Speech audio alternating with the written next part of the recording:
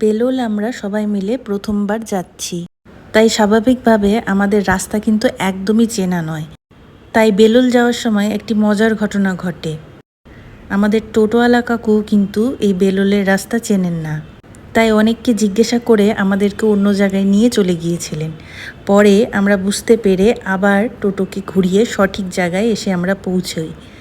বেলোল জায়গাটি কেন এত ভাইরাল হয়েছে আর কেন মানুষের বেশি ইন্টারেস্ট এখানে আসার, তা ভিডিও দেখেই তোমরা আশা করি বুঝতে পেরেছো। রায়গঞ্জেরই একটি ছোট গ্রামের নাম হচ্ছে বেলোল।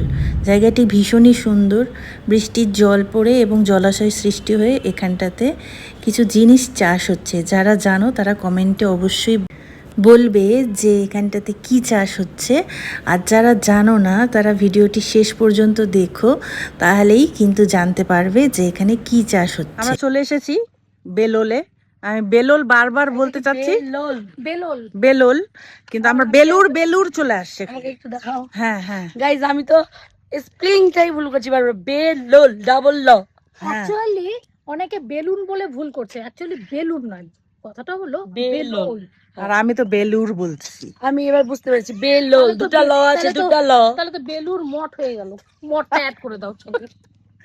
জায়গাটা সত্যি খুব সুন্দর, ভাইরাল প্লেস বলছে। প্লেসটা সত্যি ভাইরাল হওয়ার মতনই, যার জন্য এখানটাতে এসেছি। সবাই এসছে রায়গঞ্জবাসীরা, তো আমরা কেন বাদ থাকি, তাই না? তো তার জন্য ক্রেডিটটা আমি অবশ্য প্রিয়াঙ্কাকেও দিব, কিন্তু তার আগের উদ্যোক্তা হলেন আমাদের শম্পা রানী। ঠিক আছে, তো সবার উদ্যোগেই আজকে আসা। সত্যি জায়গাটা খুবই সুন্দর। একটা ইনফরমেশন দেওয়ার জন্য এসেছি। এখানকার লোকাল পাবলিকের কাছ থেকে জানতে পারলাম, এই যে গাছগুলো, মানে এই যে জলের যে গাছগুলো আমরা দেখতে পাচ্ছি, এটা কিন্তু মানে নিজের থেকে হয়নি, এটা চাষ করা হচ্ছে। আর এটাকে কি বললাম, মাখনা। মাখনা গাছ, মাখনা, হ্যাঁ। তো মাখনা আমরা যারা খাই, যারা চিনি, সেই মাখনা চাষ করা হচ্ছে প্রচুর। এই যে আমার পেছনে দেখাই যাচ্ছে, একদম মানে দূর পর্যন্ত একদম মাখনা চাষ হচ্ছে, এটা বলার জন্য। শম্পা, তোমার এখানে এসে কেমন লাগলো? আমার ভীষণ ভালো লাগছে, জায়গাটা এতটাই সুন্দর।